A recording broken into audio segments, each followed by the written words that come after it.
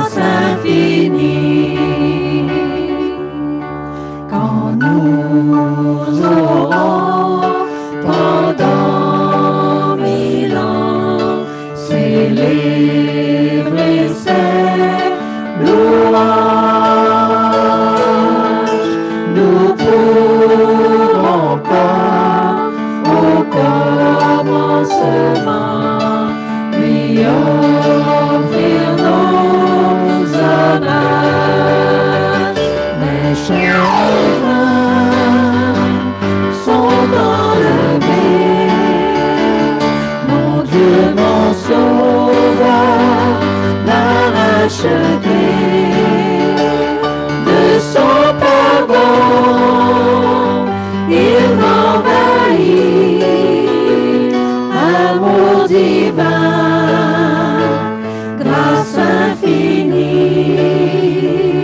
Mes jeunes enfants sont enlevés, mon Dieu, mon sauveur m'a racheté.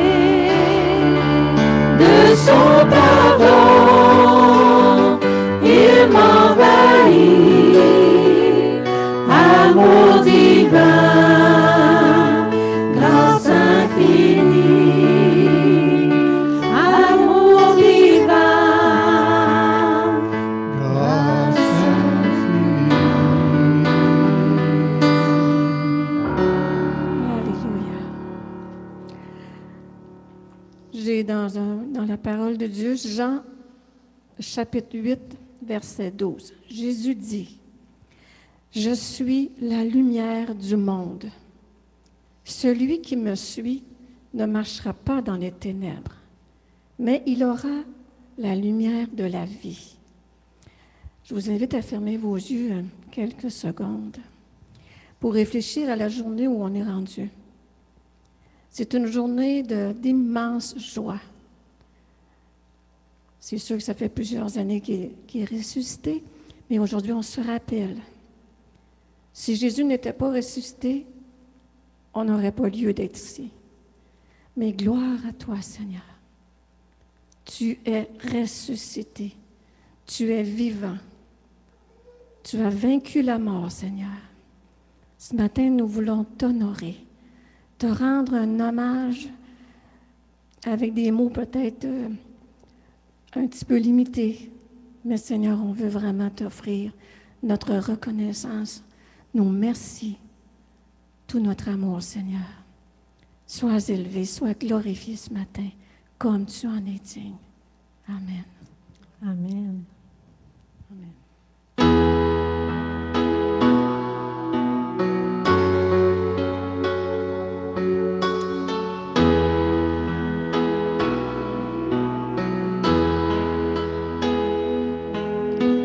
Lumière du monde, venue dans l'obscurité, tu m'ouvres les yeux et je vois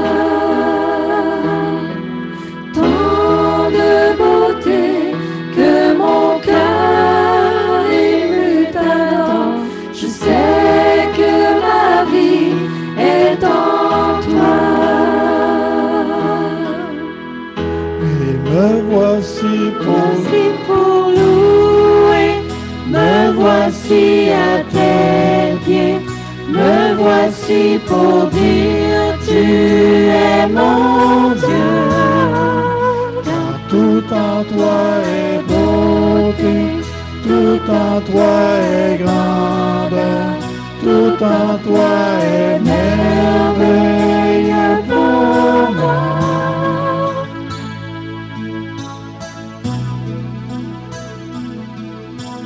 Roi éternel, élevé au-dessus de tout, ta gloire resplendit dans le ciel. Tu es venu humblement sur cette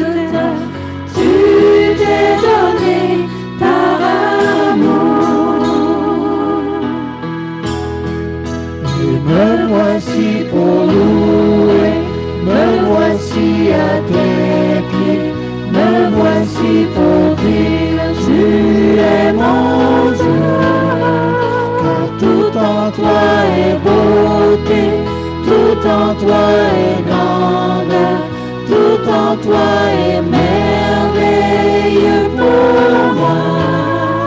Et me voici pour louer, me voici à tes pieds, me voici pour dire tu es mon Dieu. Car tout en toi est beauté, tout en toi est grande, tout en toi est merveilleux pour moi. Je pourrais imaginer le prix payé pour m'empêcher. Je ne pourrais imaginer le prix payé pour m'empêcher. Et me voici pour louer, me voici à tes pieds, me voici pour dire tu es mon Dieu.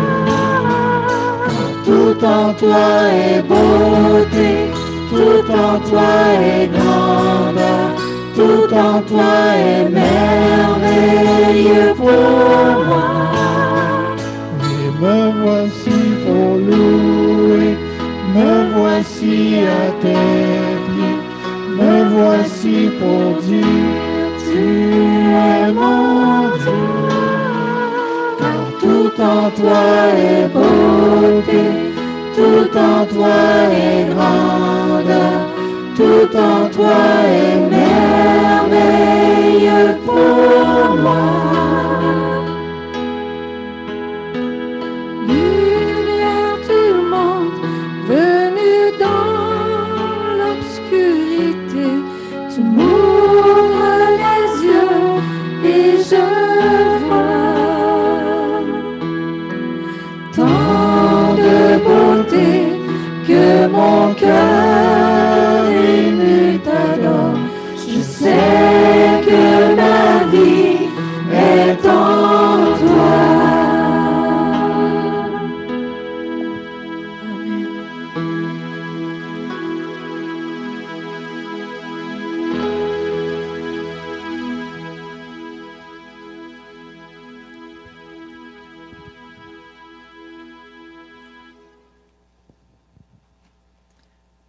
Romains chapitre 5, verset 8 nous dit « Mais Dieu prouve son amour envers nous, en ce que lorsque nous étions encore des pécheurs, Christ est mort pour nous. » 1 Jean chapitre 3, verset 1 « Voyez quel amour le Père nous a témoigné pour que nous soyons appelés enfants de Dieu. » Amen.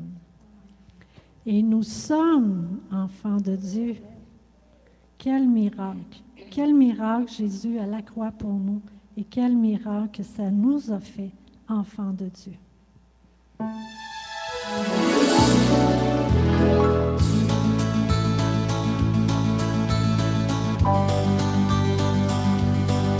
Quel amour pour moi, quelle patience, tu as conduit vers toi mon ignorance. Comment pouvais-je alors saisir ce que ton cœur voulait m'offrir? Un si grand miracle, un don si précieux, d'amour à la Pâque, nous ouvre les yeux.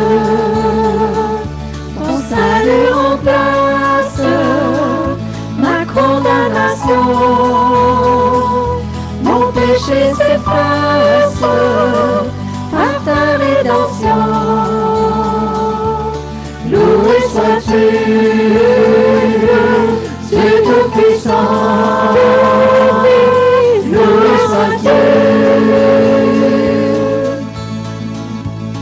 Ce don si merveilleux, comment le vivre?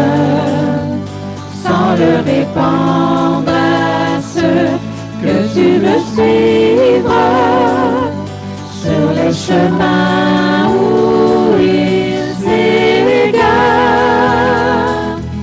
loin de la vie et de l'espoir. Un si grand miracle, un don si précieux, ta mort à la Pâque nous ouvre les yeux. Ton salut remplace ma condamnation, mon péché s'efface par ta rédemption. Loué sois-tu, Dieu tout-puissant. Loué sois-tu, loué sois-tu, Dieu tout-puissant. Loué sois-tu, loué sois-tu, Dieu tout-puissant. Loué sois-tu. Alléluia.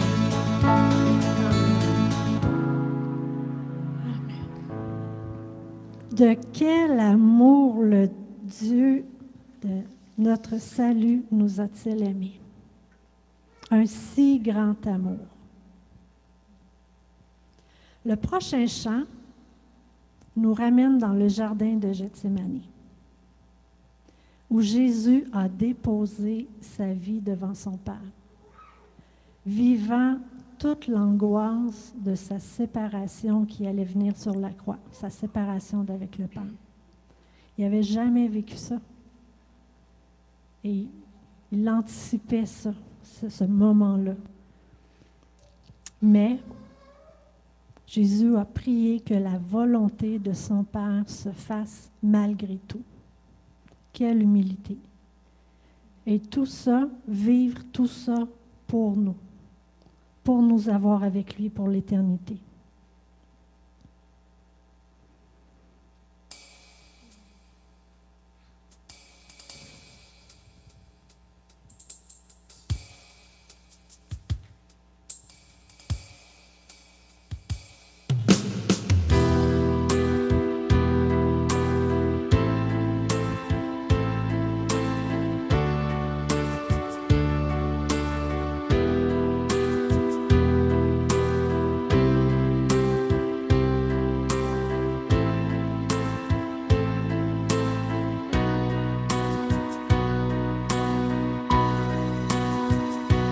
Ce jardin, je dépose ma vie, plus de chemin, la vérité me fuit, plus de matin, mais cette nuit vient où tout s'éteint.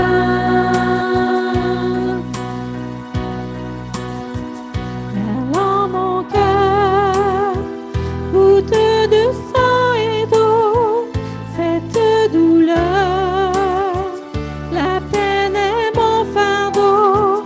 Quelle froideur dans cette angoisse, dans cette peur.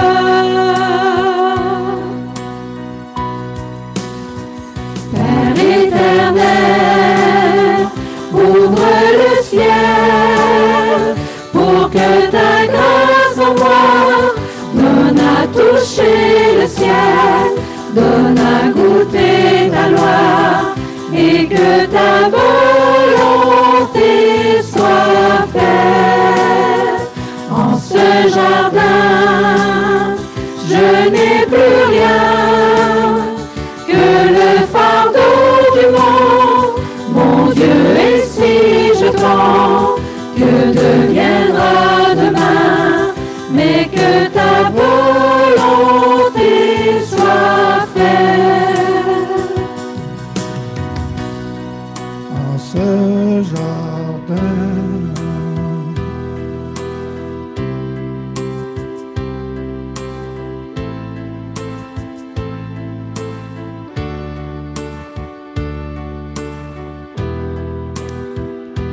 agenouillé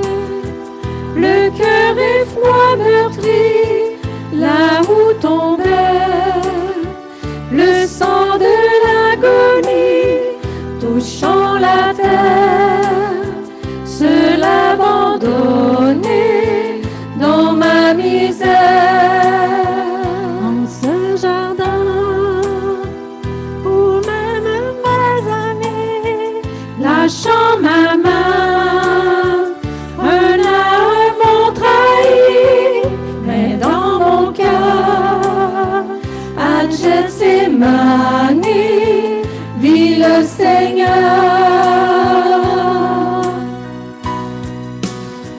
Père éternel, ouvre le ciel pour que ta grâce en moi donne à toucher le ciel, donne à goûter ta loi et que ta volonté soit faite.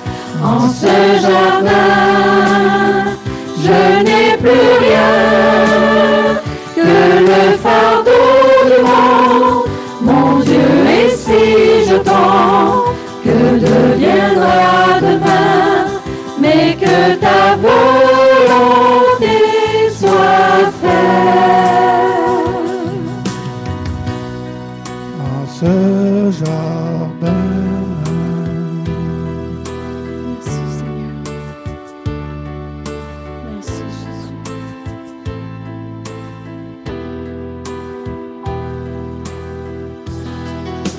Merci Jésus. Merci Seigneur d'avoir passé par ces moments éprouvants. On ne pourra jamais imaginer le prix que tu as payé. De passer ta vie ici comme homme, comme serviteur, de vivre le mépris, l'abandon de tes amis, d'anticiper la séparation d'avec ton Père. Vous qui étiez unis de toute éternité. Quel prix pour nous. Et le sang coulé à la croix. Quel prix pour nous. Mais tu as vaincu. Tu as vaincu la mort. La mort n'a plus de puissance, ni sur toi, ni sur chacun de tes enfants qui allaient venir à toi. Amen, Seigneur. Merci.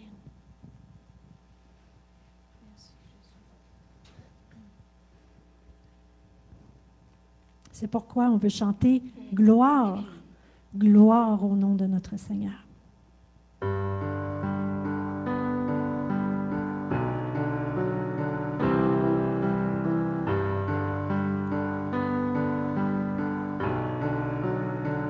Quand je songe à l'infâme croix où Jésus fut meurtri pour moi, je vois ses mains, ses pieds percés, mon sauveur au bois attaché.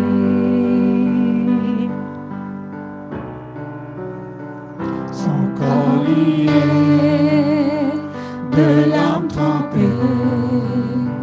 dans le tombeau fut déposé, l'entrée scellée d'une lourde pierre, le Messie seul et délaissé.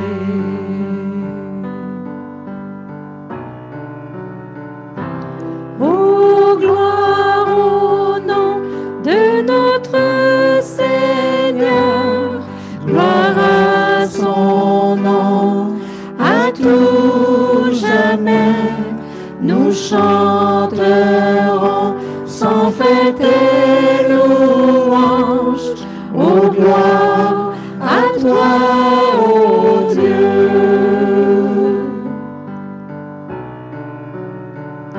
Et au matin du troisième jour, le Fils des cieux est ressuscité. La mort n'est plus, elle est vaincue. Les anges acclament Christ notre roi.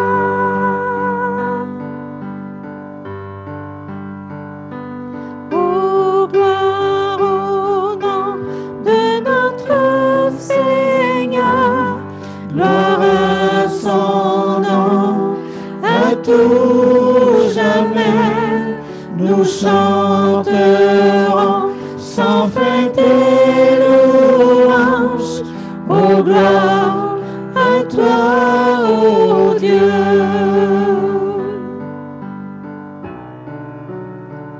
Il reviendra de blanc vêtu, percer la nuit, notre Jésus, et je serai parmi les saints, captivé par sa gloire sans fin. Merci Jésus. Oh, gloire. Oh, gloire au nom de notre Seigneur, gloire à son nom, à tout jamais, nous chanterons sans fin tes louanges. Oh, gloire à toi, ô Dieu. Oh, gloire au nom de notre Seigneur, gloire à son nom, à tout jamais, nous chanterons sans fin tes louanges. Oh, gloire à toi, ô Dieu. Oh, gloire à toi, ô Dieu. Oh, gloire à toi, ô Dieu.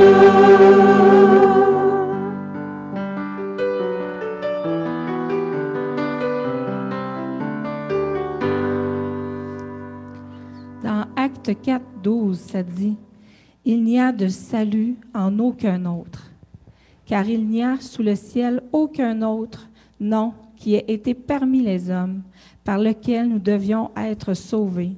Ce nom si merveilleux est Jésus, notre roi. » Amen. Amen. Un dernier chant à prendre ensemble.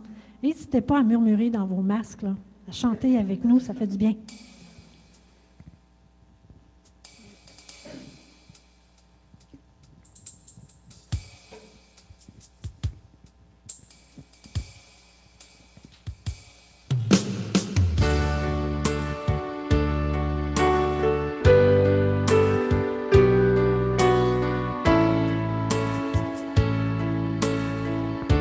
Tu étais là de la création, Fils unique du Dieu très haut.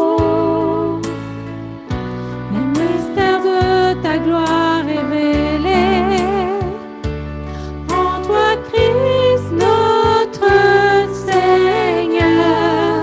Oh, ce nom est si merveilleux, oh, ce nom est si merveilleux, le nom de Jésus-Christ, mon roi.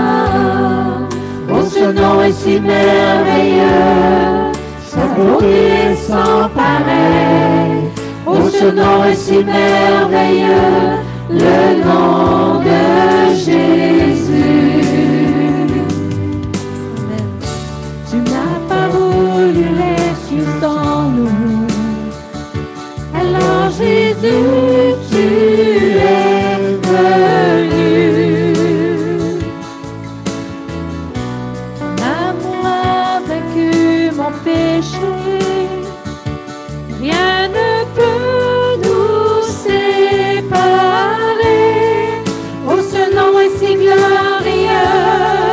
Oh, ce nom est si glorieux. Le nom de Jésus-Christ, mon roi. Oh, ce nom est si glorieux.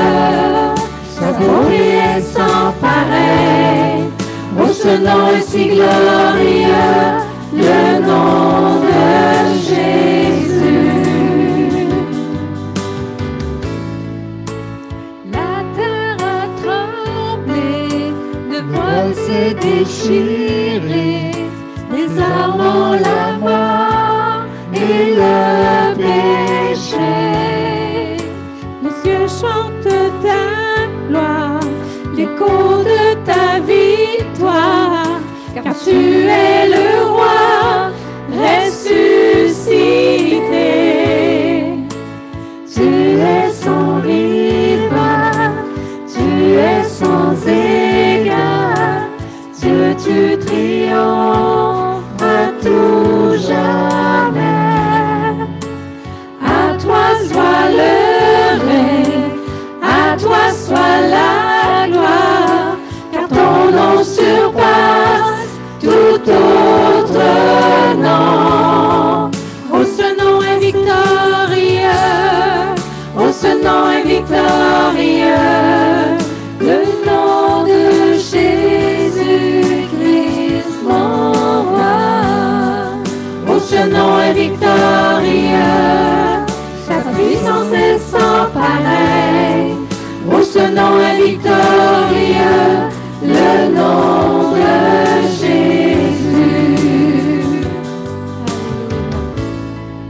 Alléluia. Tu es sans rival, tu es sans égard.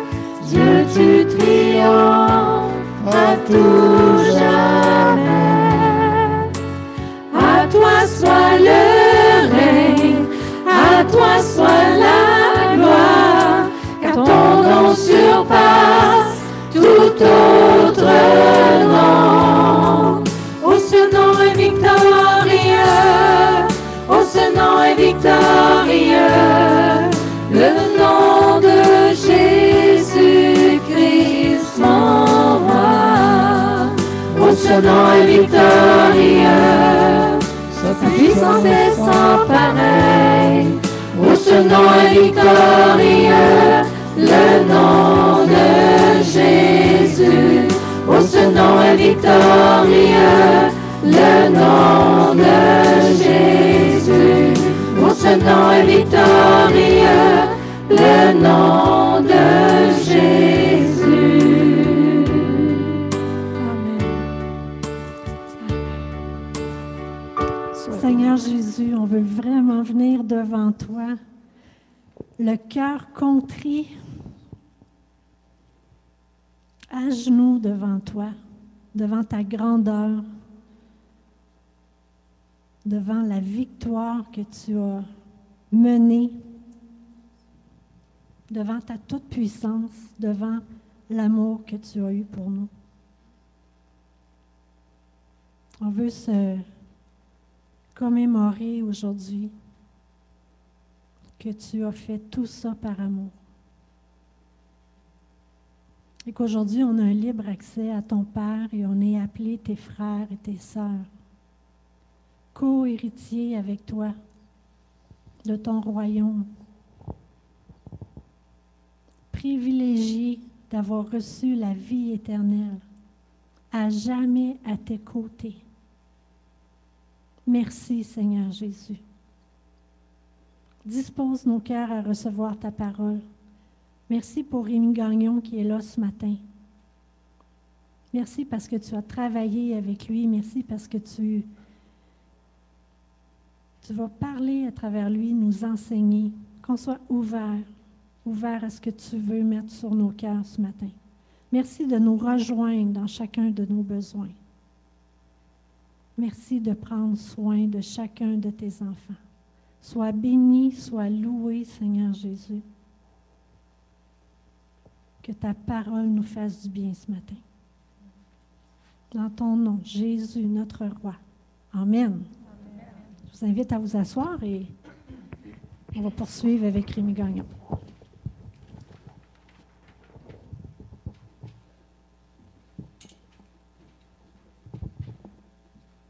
Alors, ça fait plaisir d'être avec vous ce matin à l'église de la Rivière. Dans le Gagnon est un pasteur retraité, mais toujours actif dans le ministère. Et surtout le privilège d'apporter le message aujourd'hui. Quelle journée! Quelle journée merveilleuse encore ce matin de se rappeler la résurrection de Jésus-Christ qui nous permet ce matin de pouvoir, en somme, exalter le nom de Dieu. Merci pour ces cantiques que vous venez de chanter, nous amènent à reconnaître la bonté de Dieu, la miséricorde, les versets qui ont été lus. Et ce matin, on veut exalter Dieu parce que c'est un matin de miracle, un matin de résurrection, un matin où ce que les hommes qui mettent leur foi en Jésus-Christ seront changés et transformés. C'est important aujourd'hui, vu que c'est la Pâques, la résurrection, c'est sûr qu'il faut s'attendre à un message évangélique parce que c'est le message de la bonne nouvelle. C'est le message de la part de Dieu qu'il veut nous transmettre. Il veut que l'homme sache ce qu'il a fait. Aujourd'hui, c'est difficile de parler de Jésus-Christ. Les gens sont indifférents.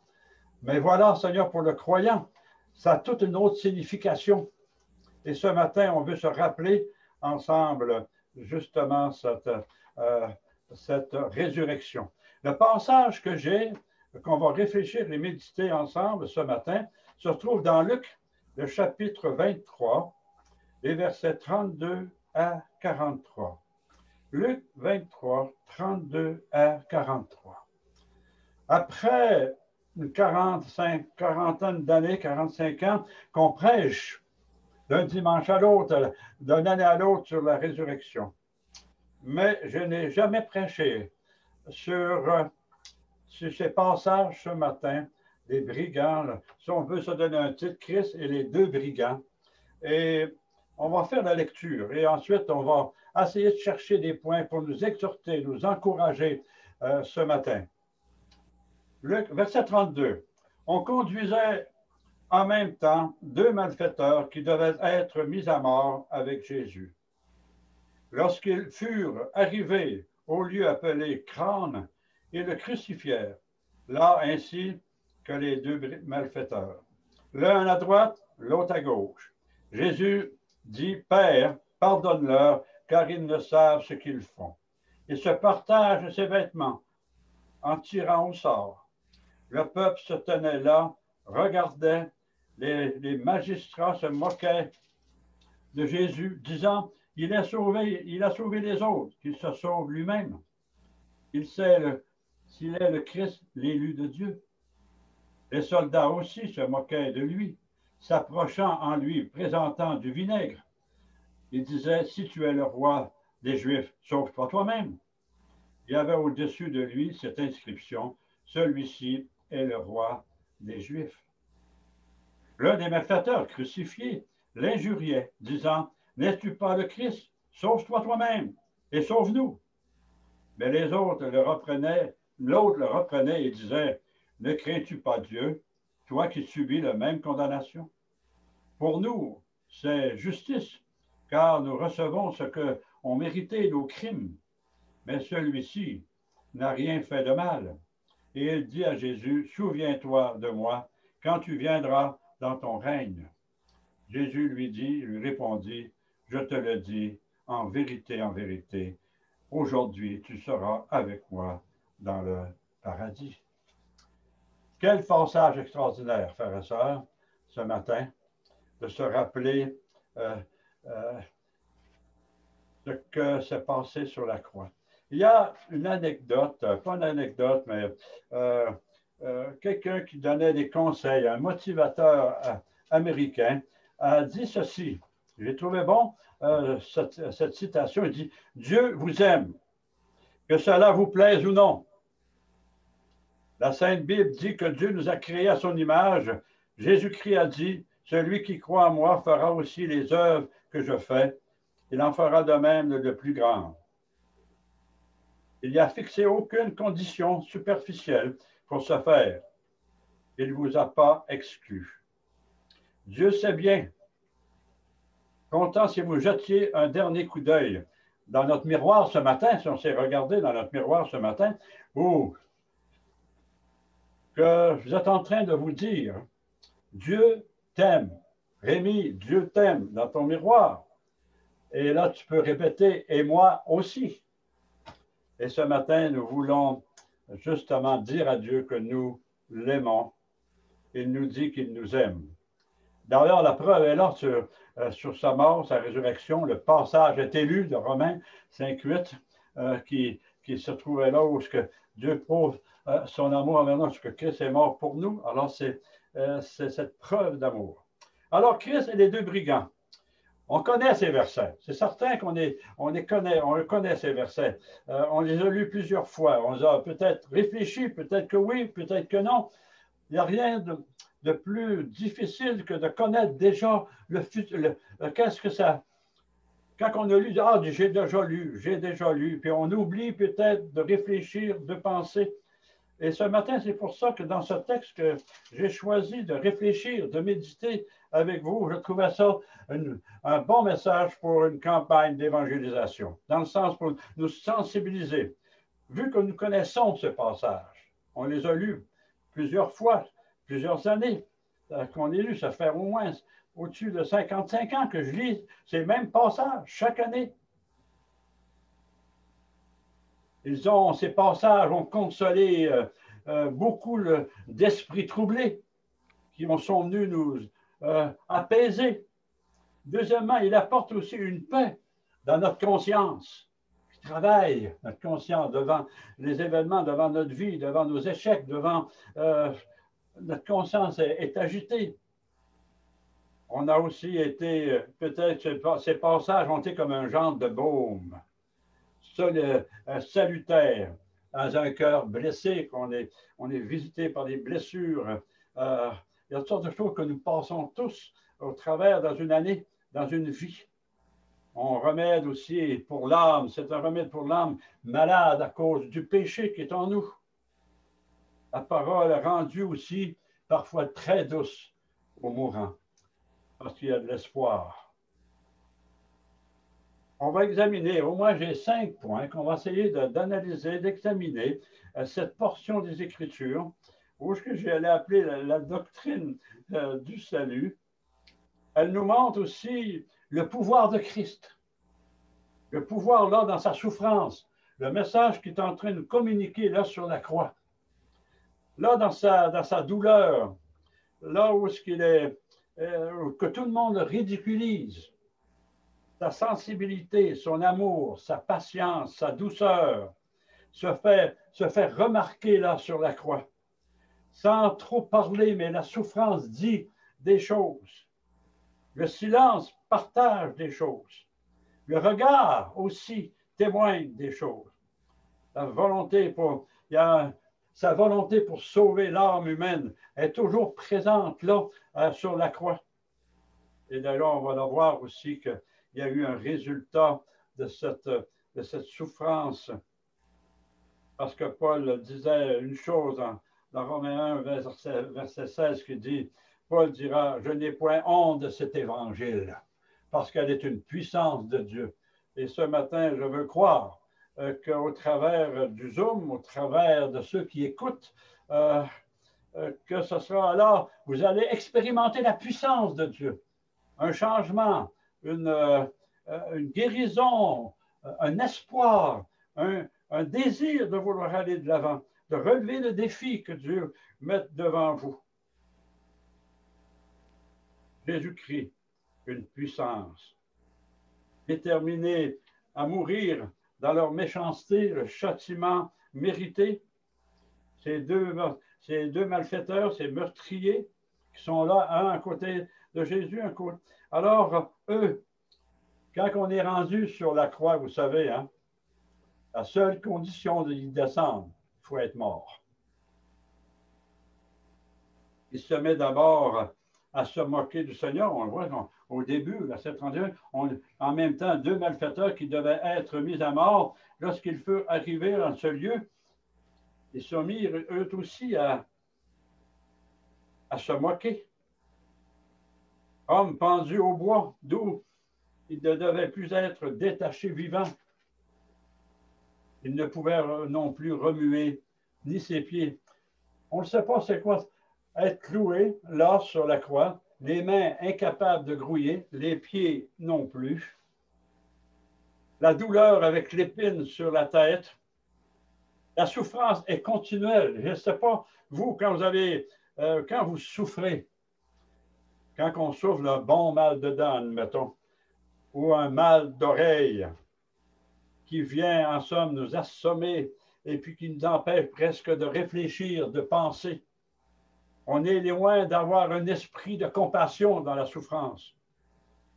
Mais Jésus, au contraire, dans cette souffrance, témoigne encore un amour, une paix profonde, un désir de vouloir accomplir ce que Dieu s'attendait, ce que son Père voulait de lui. Il savait qu'il devait donner sa vie sur la croix. Alors, à l'effet de cette chose, on pourrait dire, attention, là, ici, quand je regarde le verset 40 du chapitre 23, où est-ce que dans ce verset 40, il y a quelque chose qui va se passer. Un qui maudit et l'autre dont son cœur commence à être touché par l'amour de Dieu. Il l'invoque parce qu'au verset 40, le larron commence à parler d'une manière différente. Un langage que certainement que son compagnon n'est pas habitué d'entendre. Ces deux personnes, ces deux larrons de chaque côté, méritaient ce châtiment. Et là, il l'invoque. Souviens-toi de moi, au verset qui nous dit ici, l'un des malfaiteurs crucifiés l'injuriait, disant, n'es-tu pas le Christ? Sauve-toi toi-même et sauve-nous. Mais l'autre le reprenait et il disait, ne crains-tu pas Dieu, toi qui subis la même condamnation?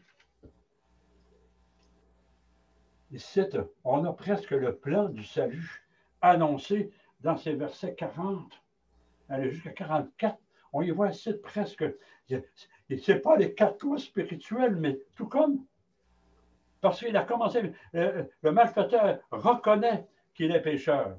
Personne ne peut ressentir le besoin d'avoir un sauveur avant la réalisation de notre pécheresse. On est pécheur. Ne crains-tu pas Dieu, toi qui subis la même condamnation? En somme, un cœur qui est sensibilisé à son état de pécheur.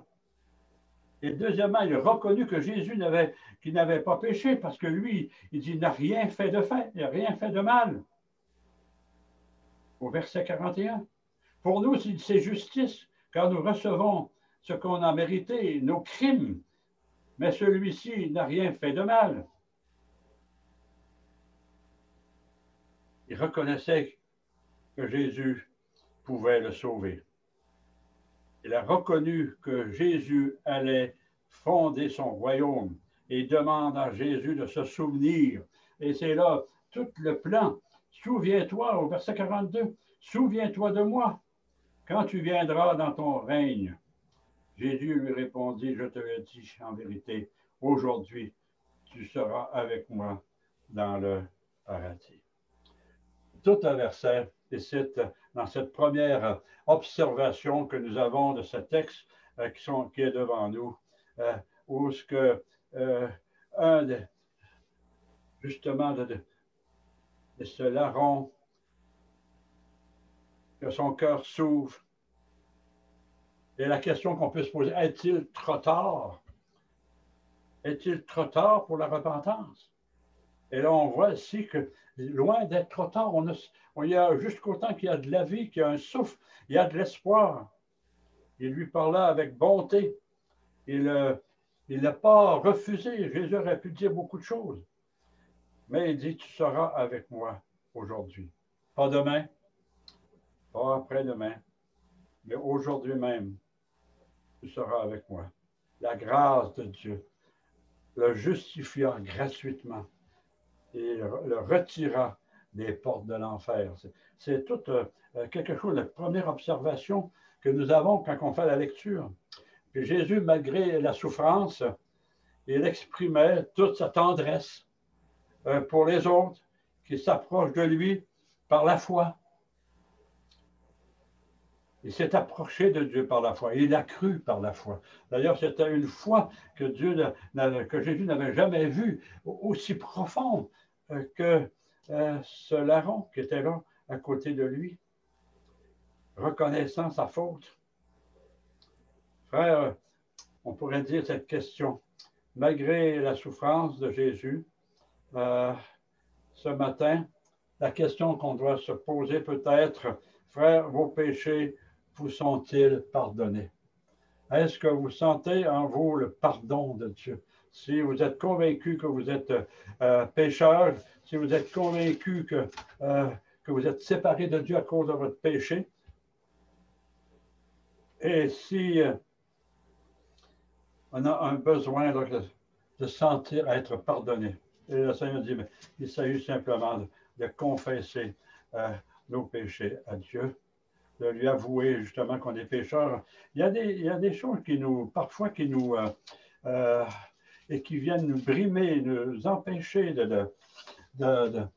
d'accepter le pardon de Dieu parce qu'on a de la difficulté à se pardonner soi-même. Et Romains 3, 23, c'est sûr, nous dit que le salaire du péché, c'est la mort. Mais le don gratuit de Dieu, c'est la vie éternelle en Jésus-Christ, notre Seigneur. Et voilà un de ces larrons a reconnu qui était ce pécheur et qui méritait la mort, mais qu'en confessant ça, en reconnaissant son péché. Et c'est pour ça qu'il a été lu aussi ce passage tout à l'heure de Romains 5, le verset 8 que notre sœur a lu.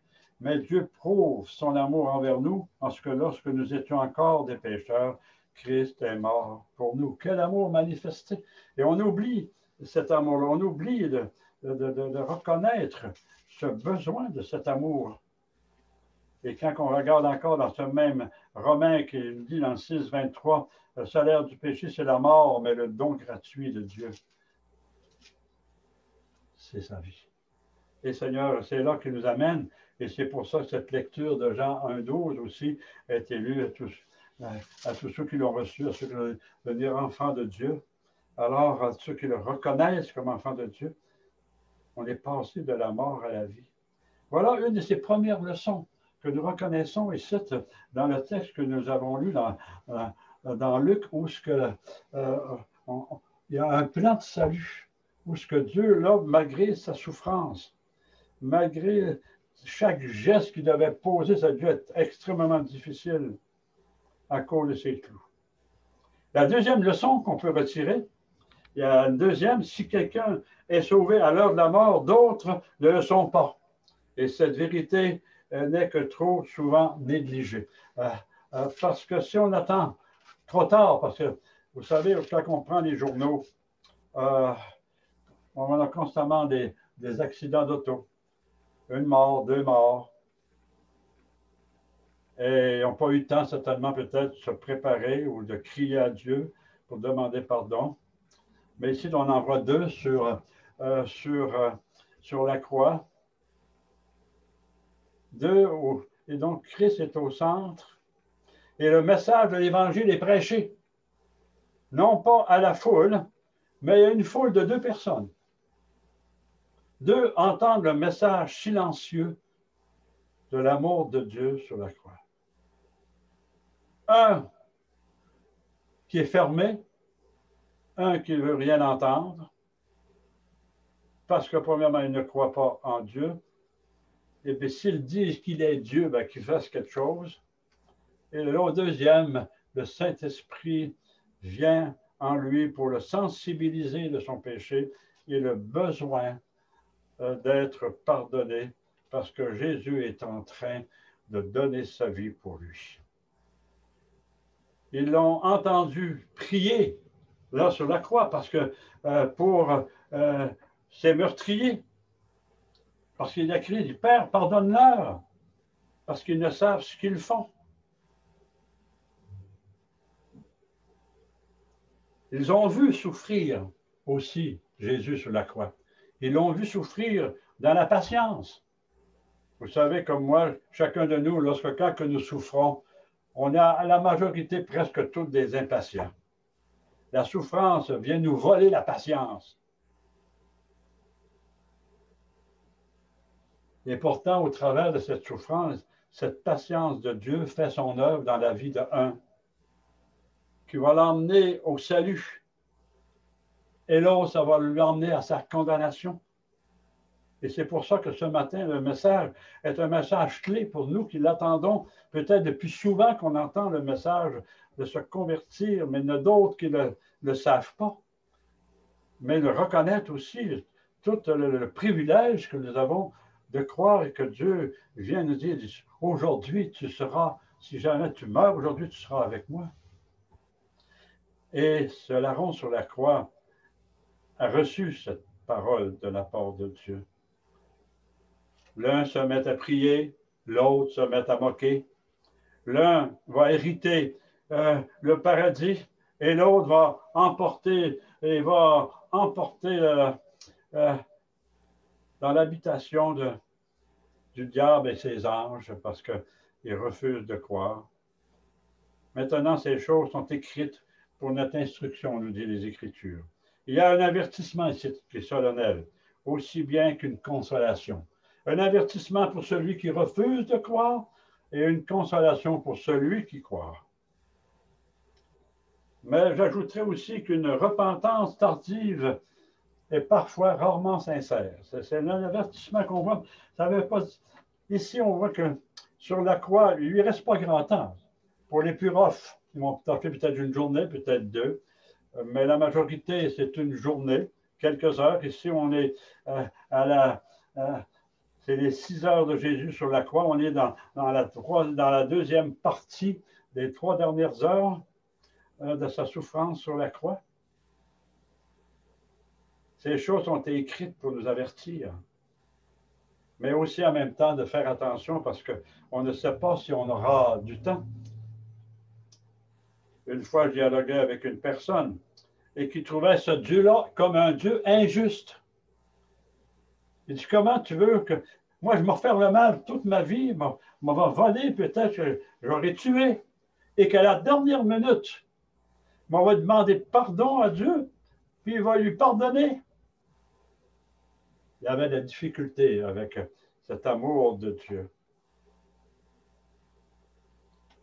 Oui, on a un Dieu rempli d'amour. Et c'est pour ça, ce matin, on a été sensibilisés envers cet amour-là. Alors, faisons attention de nous avertir. Alors, le texte qu'on a lu nous avertit de faire attention qu'à la dernière minute, on n'aura pas tout le même privilège de mourir à côté de celui qui meurt aussi, mais qui va me donner la vie. Ma vie va continuer. Mon corps va se détruire, mais mon âme sera dans la présence de Dieu. Ça, c'est la deuxième leçon. Il y a une troisième leçon qu'on peut retirer de notre texte ce matin aussi, c'est que le Saint-Esprit conduit toujours les âmes sauvées dans un même chemin. C'est-à-dire, remarquez, la fermeté de sa foi. Cet homme ne crains-tu pas Dieu, toi qui subis la même condamnation au verset 40? Pour nous, c'est justice car nous recevons ce qu'on a mérité, nos crimes, mais celui-ci n'a rien fait de mal. Une sensibilisation. Souviens-toi de moi, dit-il, quand tu viendras dans ton règne. Souviens-toi de moi. La fermeté de sa foi, il est convaincu que Dieu a un royaume et que par la foi, souviens-toi de moi. Une repentance. Il crut coupable de lui donner, on pourrait dire, lui accorder cette vie éternelle. Il soutient aussi que Christ est innocent. Il voit que Jésus-Christ, celui qui est sur la croix, dit, lui, il n'a rien fait. Je ne sais pas comment est-ce que les gens... Vous savez comment est-ce que les gens sont durs? Quand on fait face à un compromis, ou il y a quelque chose qui s'est passé, on a déçu quelqu'un, en somme, on a fait mal à quelqu'un, on a dit des choses. Et là, tout d'un coup, ces choses-là nous reviennent. Et là, les gens viennent avec toutes sortes de vocabulaire qui viennent encore davantage nous blesser, nous faire du mal. On ressort tous les côtés négatifs de la personne. Et ici, lui, il n'a rien fait de mal. Malgré tout, qu'est-ce qu'on attendait? J'ai assisté à plusieurs batailles de poing à l'école et on s'apercevait quand quelqu'un qui était faible, on pouvait ambitionner à lui donner des coups de pied dans les côtes, etc. la dureté du cœur humain devant les gens qu'on haït. La haine amène à tuer. Et on se demande quand est-ce que ces choses ont eu lieu pour avoir une telle haine. Et quand on regarde le déroulement, les nations l'avaient renié. Crucifiez-le. Autant le jour des rameaux, où Jésus descendait à Jérusalem, on criait Hosanna. Et les mêmes personnes qui se retrouvent là motivées, condamnez-le, crucifiez-le. Les sacrificateurs sont censés être intimes avec Dieu, connaissant les Écritures, mais aveuglés par ces Écritures, ne voyant rien, ils l'ont condamné. Il est dangereux. Les disciples, encore là, pas mieux, ils l'ont abandonné. Ils ont eu peur. Et ce fut là, à cette heure, que le brigand crut, au travers de tous les témoignages négatifs qu'il pouvait voir alentour de Jésus-Christ. Ce fut cette heure que le brigand a cru à Christ et qu'il l'invoqua. Et une telle foi, nous disait un commentaire, ne s'est jamais vu depuis que le monde existait, d'avoir une foi si profonde dans si peu de temps. Les disciples avaient été aussi des témoins. Les disciples ont été témoins des miracles. La louange, l'eau changée en vin, les 5000 personnes nourries, les résurrections, Lazare. Eux, les disciples, ont tout vu ça, mais se sont sauvés. Mais lui, sur la croix, n'est pas témoin de ça, n'a jamais vu, n'a jamais entendu parler. Peut-être qu'il a entendu parler, je l'ignore, mais la parole ne dit rien. Mais cet homme-là, sur la croix, n'a pas assisté à aucun miracle, mais il a cru que Jésus sur la croix était le Fils de Dieu. Il n'avait rien fait de mal. Il savait qu'un jour, il y avait un royaume qui l'attendait. Il vit seulement, le seul témoignage qu'il y a, c'est l'agonie du Fils de Dieu, sa faiblesse, ses douleurs, sa souffrance, abandonné, moqué, méprisé, blasphémé, rejeté, n'a vu ni aucun signe de sa puissance. Pourtant, il a cru. Et par la foi, il va contempler à l'avance le royaume de Dieu. C'est quelque chose, c'est tout un message que quand on réfléchit au texte de ces deux brigands sur la croix, où Jésus leur rend témoignage, les aime encore d'un regard de compassion. Et la question qu'on devrait se poser peut-être, où en est notre foi ce matin face à Jésus-Christ? Est-ce que vous sentez vos péchés? Qu'est-ce que ça coûtait au Fils de Dieu pour pouvoir bénéficier de son pardon? Car sans effusion de sang, nous dit l'Épître aux Hébreux, il n'y a pas de pardon. Il fallait que son sang coule, il fallait que son corps soit meurtri. Le brigand, il essaie d'arrêter son compagnon parce qu'il dit, n'es-tu pas, sauve-toi toi-même. Et l'autre le reprend, dit, ne crains-tu pas Dieu? Voilà le signe de sa conversion, de ce brigand sur la croix. Quatrième leçon qu'on peut retirer, j'en ai 5, on est rendu à 4. La quatrième leçon qu'on peut retirer de notre texte ce matin, que ceux qui croient en Christ sont avec le Seigneur dès qu'ils meurent. On pourrait bien peut-être marier ce texte avec Lazare et le mauvais riche, qui a réellement là un témoignage à nous donner qu'après la mort, il y a une vie. Aujourd'hui, verset 43 nous dit Jésus, aujourd'hui, tu seras avec moi. Quelle parole! Quelle parole sécurisante de savoir que le moment où notre vie cesse, notre dernier souffle, notre âme Notre esprit s'en va dans la présence de Dieu. Ce corps qui s'en va dans la terre. Mais mon âme, elle, continue à vivre.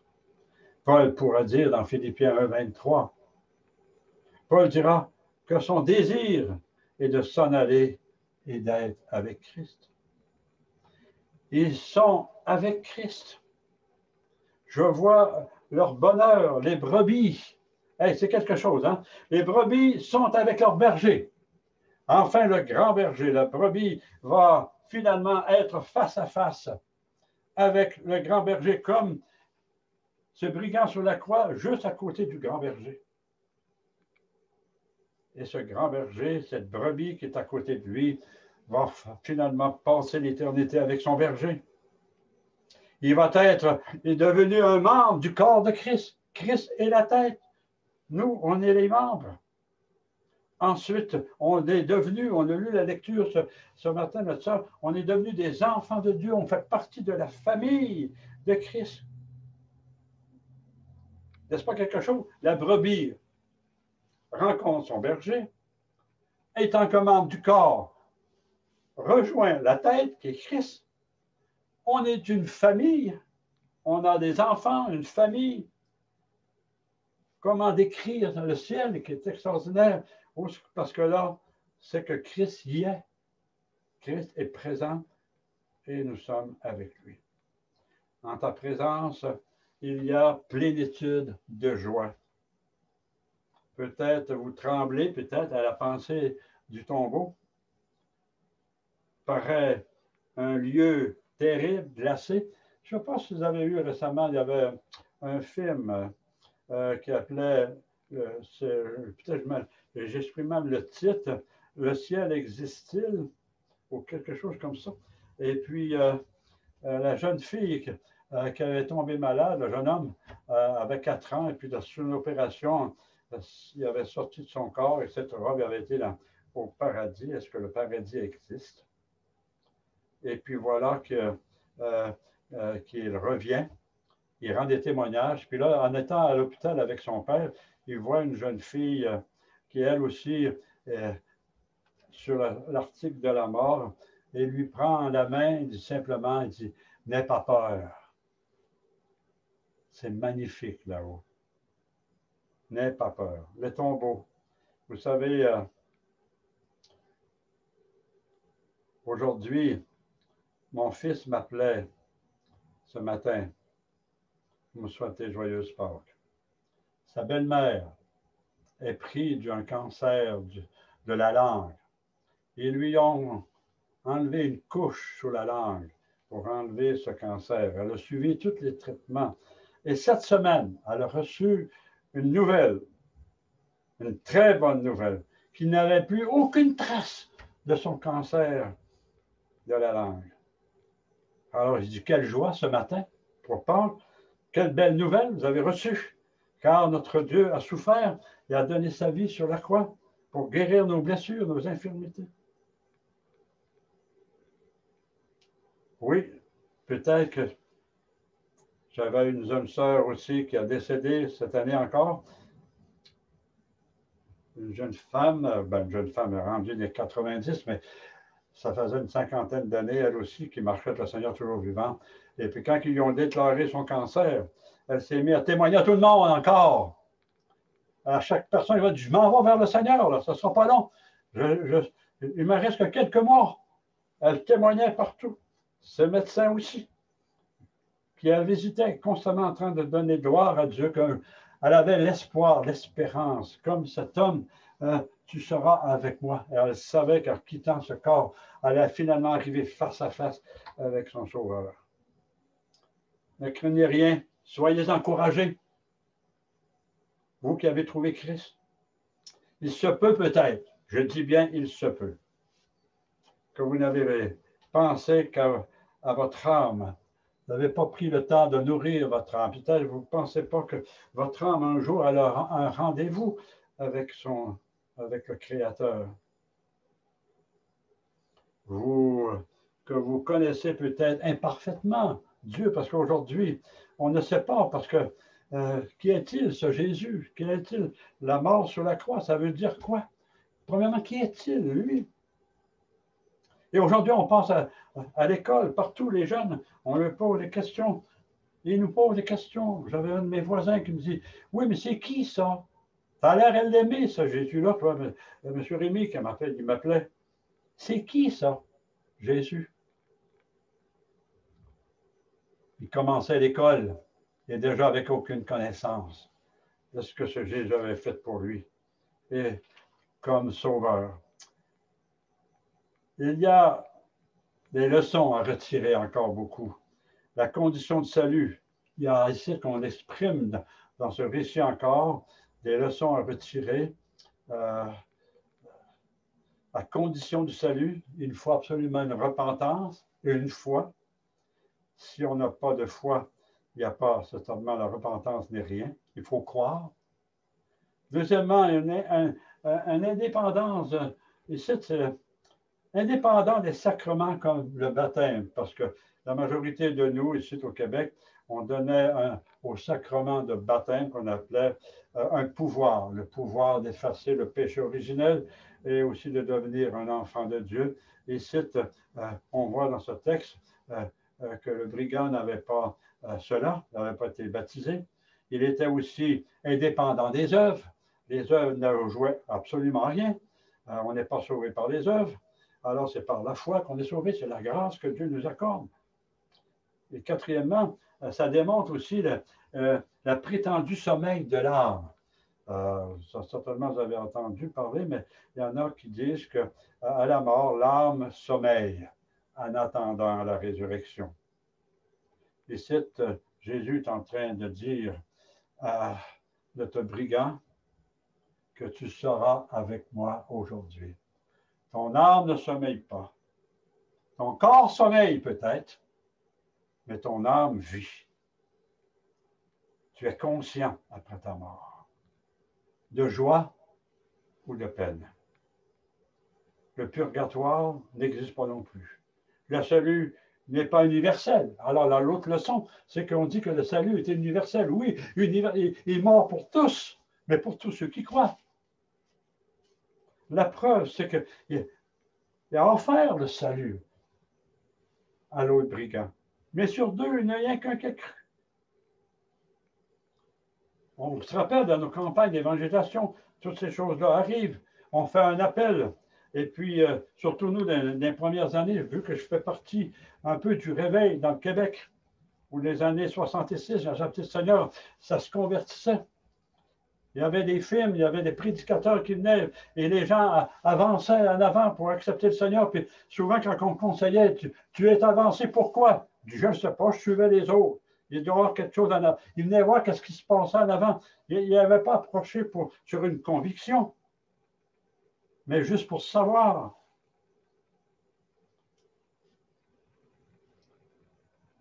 On voyait aussi le changement quand Dieu rentre dans une âme convertie, convaincu de péché, besoin d'un salut. Et ce matin, c'est totalement là ce cri que je lance, un cri, vous imaginez être cloué sur la croix, là, et que tu ne redescendras pas de cette croix avant d'être mort, avant d'avoir expiré ton dernier souffle.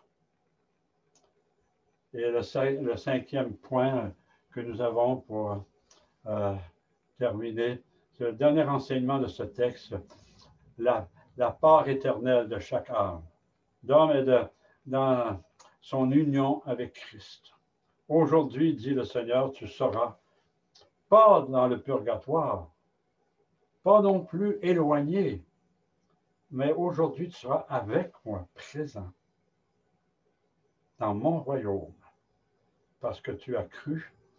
Et là, je t'emmène avec moi, partager pour la vie éternelle cette récompense, le fait d'avoir cru en moi, à mon sacrifice, d'avoir accepté que le Saint-Esprit vienne t'éclairer sur ta situation. Tu as répondu, tu as crié à Dieu, tu as réclamé son pardon, tu as confessé ton péché. Et là, Seigneur, il y a cette réponse de la part de Dieu. tu seras avec moi aujourd'hui. Alors, le temps de la mort est parfois long et difficile. Et récemment encore, je suivais quelqu'un, visitais quelqu'un à l'hôpital, où que lui-même était le cancer, lui aussi visité et calculé. Il dit, c'est long mourir. C'est long. C'est une mort longue et triste. Et là, toute une vie, à la fin, c'est difficile. Il y a la solitude qui nous écrase. Peut-être la culpabilité qui nous envahit. Des choses qu'on a, c'est pas clair dans notre esprit, des pardons qu'on n'a pas demandé. On a des gens de tiraillage avec un, avec l'autre dans la famille. Et alors, on a il y a un paquet de culpabilité qui nous envahit. Mais le Seigneur, son cœur est ouvert. Son cœur, là, est prêt à recevoir nos confessions. Est-ce qu'on sera touché par la parole de Dieu ce matin, par l'amour de Dieu sur la croix? Vous êtes-vous un chrétien fidèle? Vous êtes-vous bien plus... Alors, on dit que si vous êtes un chrétien fidèle, on est très près du rendez-vous d'aller dans les cieux. Est-ce que vos yeux vont se fermer dans la faiblesse et la souffrance sans réclamer le pardon de Dieu? Vous qui attendez encore cet enseignement ce matin, imitez l'exemple du brigand, celui qui a reconnu sa culpabilité, qui a crié et qui a cru. Et ce matin, c'est à vous le privilège d'aller à Dieu, se repentir, de dire, mais si aujourd'hui pour demain, je pars d'un accident ou d'une crise de cœur qui va m'apporter, je n'aurai pas le temps de réfléchir, de penser. Simplement, peut-être, juste pour terminer, peut-être vous l'avez lu, mais juste pour voir comment est-ce que l'amour d'un Dieu, sur la crucifixion, la douleur qu'il a portée juste pour que je puisse être libéré, c'est moi qui serais censé être sur cette croix. Et là, quand il a été, on dit que fut emmené et puis finalement flagellé là, sur le terrain, par deux hommes costauds. Hein. Ce n'étaient pas les petites feuillettes, c'était les hommes aux bras solides, qui nous a dit, parce qu'il y avait des choses, une étude de certains journal médical qui décrivait un peu la dureté de la croix, d'être flagellé, c'est-à-dire, puis là, on disait que le foie était de fait de cuir tressé sur lequel sont chassés des morceaux de métal, d'os, utilisés pour fouetter la victime. À la base, c'était du cou aller jusqu'aux jambes, aux genoux. Et le foie, frappant des coups alternatifs sur un bord comme sur l'autre, des morceaux de chair. On a tous vu, probablement, peut-être le film de Mel Gibson sur la crucifixion. Et c'était un film, mais c'était aussi dans la réalité de la chose que les choses se passaient, ces foies arrachaient des morceaux de peau. La crucifixion est une mort lente, ayant pour but d'infliger le maximum de souffrance et d'agonie. J'ai fait un voyage au Rwanda et que de manchots, on pourrait dire, des mains coupées, des gens qui étaient sur le bord de la rue, les deux mains levées, et ayant plus de mains, rien que les manchons. Et le cœur de l'homme est tellement dur, l'idée était de les faire souffrir le plus longtemps possible et qu'ils meurent au bout de leur souffrance. Quand tu vois ça, tu vois la dureté du cœur. Et Jésus a souffert cela. Les bras attachés. La souffrance d'avoir des clous dans les mains, dans les poignets en réalité, parce que là, ça déchire. Ça fait mal. Les clous, c'est des clous qui nous disent que forgés entre 13 et 18 cm de long et 1,5 cm de diamètre, la grosseur, ce n'est pas un clou de finition, là. C'est un clou rough, gros. Étant jeune, je crois que j'ai dû avoir 13 ans ou 14 ans, le fils de cultivateur, on appelait ça des brocs. On piquait pour prendre la boyoche pour embarquer. Et voilà qu'on était deux. C'était le premier qui a piqué. Et là, on est arrivés tous les deux en même temps. Mais la question est que quand on a levé, on s'est aperçu que il m'enlevait la main. Le broc avait traversé la main. Il était dépassé au moins de 5 pouces par en bord. Si j'ai pu goûter une petite miette, c'est quoi avoir la main traversée par un clou ou par une fourchette d'un broc, qu'on dit. Et là, ici, c'est des clous qui te tiennent. La souffrance parce qu'il m'aime. Il prouve son amour. C'est clou à genoux, demi-fléchi pour l'aider à se soulever juste par les clous. Quelle douleur! C'est à cause de son amour qui se manifeste. Ceux qui sont là au pied de la croix, regardant souffrir,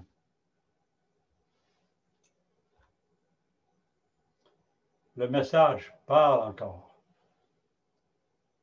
On voit les soldats, et on a vu réellement qu'il était un Dieu. S'est converti. On a vu, on n'a pas lu la leçon, mais savez-vous que le Simon qui a porté la croix de Jésus parce qu'il était trop faible à cause de ses coups de fouet, ce Simon certainement s'est converti. D'ailleurs, ses fils ont été les premiers à rendre témoignage à Rome. Tu lis ça dans Romains 16, verset 13. Il y a eu des conversions. La terre a souffert parce que la terre était consciente que quelqu'un souffrait. Tremblement de terre. La lumière est sombre. Le soleil ne brille plus. Les rochers se fendent. Il y a quelqu'un qui souffre. La terre témoigne. Le voile s'est déchiré. Des résurrections vont arriver. Quelle puissance! Et c'est pour ça, ce matin, on ne peut pas rester insensible à cela. La mort survint, ça peut peut-être prendre quelques heures, ou peut-être une journée ou deux. Mais voilà, même dans la souffrance, les gens se moquent et se moquaient de lui. Alors ce matin, frères et sœurs, on va prier, demander à Dieu, justement, sa grâce, d'ouvrir notre cœur, notre esprit. Seigneur, merci pour le message de ces deux brigands sur la croix. Le message qu'il nous donne. Un qui est sensible, accepte, et l'autre qui refuse. Un hérite le ciel, et l'autre hérite l'enfer. Père, je te prie ce matin, dans le nom précieux de Jésus-Christ, que s'il y en a qui ont des âmes qui souffrent, qui ont besoin de confesser à Dieu, de soulager leur conscience, approchez-vous de Dieu, témoignez-lui de votre angoisse, de ce qui vous pèse sur l'esprit, sur le cœur. S'il y a de la maladie, confiez cette maladie dans les mains de celui qui souffre, parce qu'il a pris aussi vos maladies. Ayez cette foi en lui. Donnez-lui vos souffrances, vos déceptions, vos malheurs, vos tristesses. Témoignez-lui de ces choses. Reconnaissez par la foi que vous ne pouvez rien et que vous devez devenir à lui tel que vous êtes. Faites juste lui parler, lui dire ces choses. Aujourd'hui, ce soir, quand vous allez vous coucher, demain, peut-être que l'Esprit de Dieu vous sensibilisera, mais ce matin, si Dieu vous parle, ne remettez pas à demain. Merci Seigneur, dans le nom de Jésus. Amen. Que le Seigneur vous bénisse, vous, l'Assemblée de Rivière-du-Loup. Merci de m'avoir écouté. Amen. Je vous remets.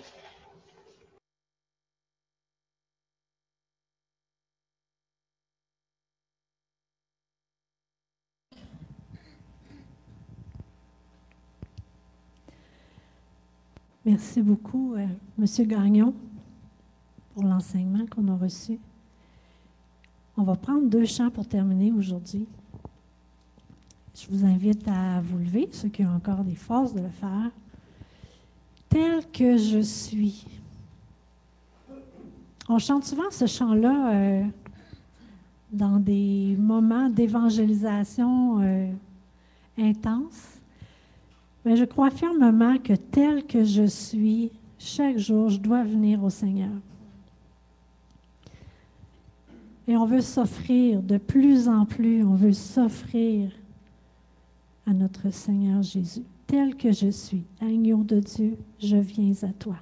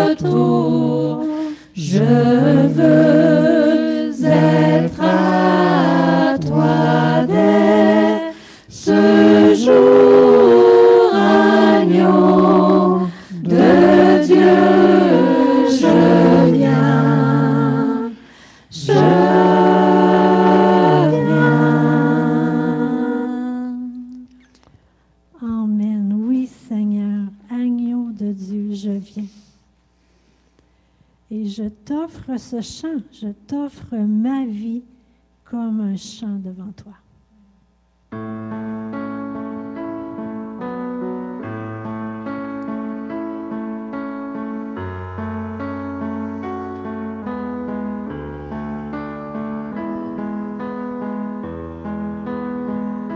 J'étais perdue, tu m'as trouvé.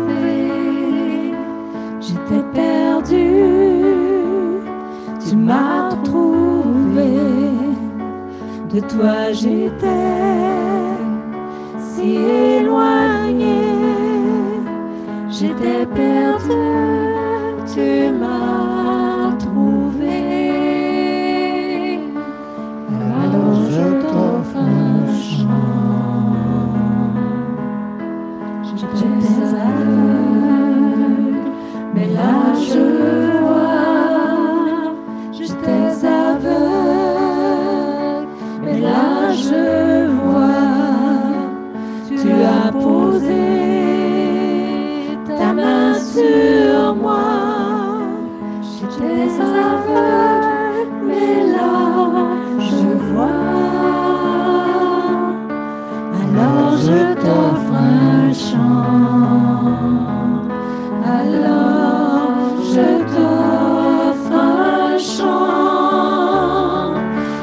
Alors je t'offre un chant.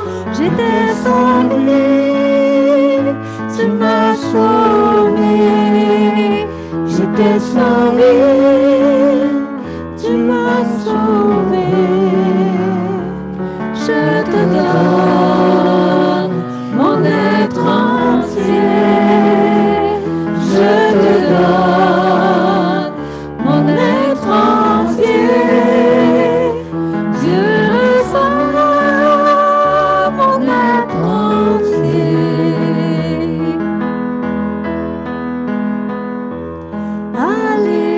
Alléluia, Alléluia,